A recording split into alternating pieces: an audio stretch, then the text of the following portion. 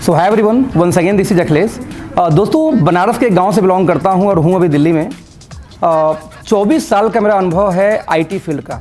2011 से लेके मैंने अपनी सॉफ्टवेयर कंपनी भी चलाई नोएडा के अंदर में। और जब मैं दोस्तों कंपनी चला रहा था तो मेरा जो एक्सपर्टीज़ रहा कि बहुत सारी नेटवर्क मार्केटिंग कंपनियों को मैंने प्लान डिज़ाइन किया और इस तरीके से मेरी कैलकुलेशन पार्ट बढ़िया हो गई नेटवर्क मार्केटिंग को लेकर के। जब मैं नेटवर्क मार्केटिंग में अपना कैरियर बनाने का सोच रहा था तो मैं ये देख रहा हूँ कि हर जगह लूट मची है, हर जगह ऑफ़र की भरमार है। ये ले लो, वो ले लो, पावर ले लो, वीकर दे दो।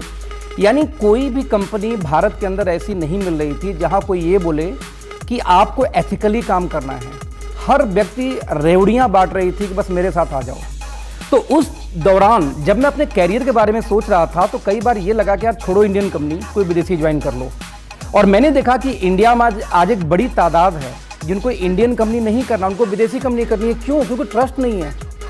और दोस्तों, एक बड़ी वजह, सिर्फ एक वजह थी, जब ओके लाइव एकदम छोटी कंपनी थी तब भी मैंने सेलेक्ट किया, because this is first company जिन्होंने रेवड़ी नहीं बांटी, जिन्होंने बोला कि अखिलेश एथिकली यदि काम करना है तो आप आ सकते हो, मोस्ट वेलकम। हमारे यहाँ पावर वीकर नहीं होगा, आज नहीं कभी भी नहीं होगा।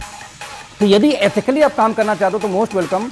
अदरवाइज दोस्त, इंडिया में बहुत सारी कंपनी है, उनमें हमें शामिल नहीं होना है। हालांकि ये विश्वास नहीं हो रहा था क्योंकि नई कंपनी थी, कौन विश्वास करेगा। हर व्यक्ति अट्रैक्ट करने के लिए, ज्वाइन कराने के लिए ऐसी बातें बोलता है। सो आई थॉट कि यार मे भी उन्हीं में से एक ये भी कंपनी हो। लेकिन मैंने देखा है कि जब आप किसी कंपनी का हिस्सा होते हैं ना तो मात्र 4-5 महीने के अंदर में उसके अंदर की सच्चाई पता चल जाती है। तो मैंने यही सोच कर ज्वाइन किया था कि 6 महीने में सब कुछ अंदर पता चल जाएगा। बाई चांस हवाई होगा तो फिर कुछ और सोचेंगे। इतना समय दिया तो 6 महीने और सही, ये सोच के लिटरली हम लोगों ने ज्वाइन किया था।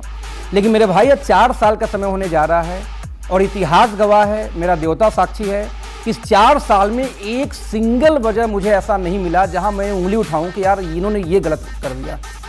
मतलब भाई भी मानते हैं, दोस्त भी मानते हैं, लेकिन फिर भी सुनते नहीं है कि कोई भी यदि अनएथिकल प्रैक्टिस हो तो दोस्त मैं बोलूँ कितनी अच्छी प्लान हो, कितनी शानदार प्रोडक्ट हो, कितनी मिराकलस जादूगरी वाले डेमो आप देते हो, कोई फर्क नहीं पड़ता यदि आपकी कंपनी एथिकल नहीं है तो। यदि आपकी कंपनी में लीडरों की बातें मानी जाती है, लीडरों के हिसाब से कंपनी चलती है, यदि वहां पे कोई तोप आया तो तोप को ऊपर आईडी दे दी जाए या उसको सेटिंग दे दी जाए कि हाँ जी पावर आ जाओ, नाम चेंज हो जाए दोस्त, तो वहां पे रिटायर नहीं हो सकते। और मुझे प्राउड है कि एक ऐसी कंपनी जो कि एथिक्स को सबसे सर्वोपरि मानती है, उसके बाद सब कुछ होती है। यही एक सबसे मजबूत वजह है कि दोस्त आज मैं इसका पार्ट हूं। और मैं चाहूंगा कि यदि आप पास एक स्ट्रॉन्ग वजह चाहिए ओके लाइफ में आने के लिए, तो मैं सिर्फ और सिर्फ एक बात बोलूंगा, वो है एथिक्स, एथिक्स और ethics. Thank you so much. Now मेरी वाइफ। हेलो एवरीवन, मैं प्रीति।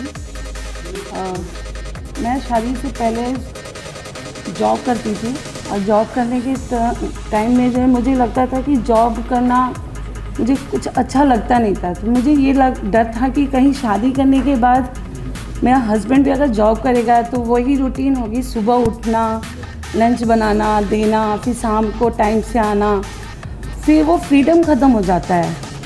वो चीज़ मुझे चाहिए नहीं थी, इसलिए मैं शादी से बहुत भागती थी।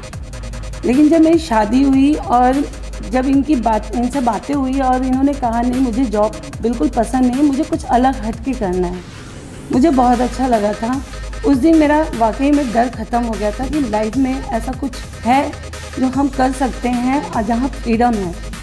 उसके बाद हमने काफ़ी नेटवर्क मार्केटिंग में जाकर देखा, संतुष्टि कहीं नहीं थी। बट जब यहाँ इस स्टेज पे आए ओके लाइफ में, जो यहाँ मुझे मिला अपनापन और उसके बाद आगे हमारे लोगों का भी ग्रोथ देखने के बाद मुझे बहुत ही अच्छा लगा और आज मैं बहुत खुश हूँ।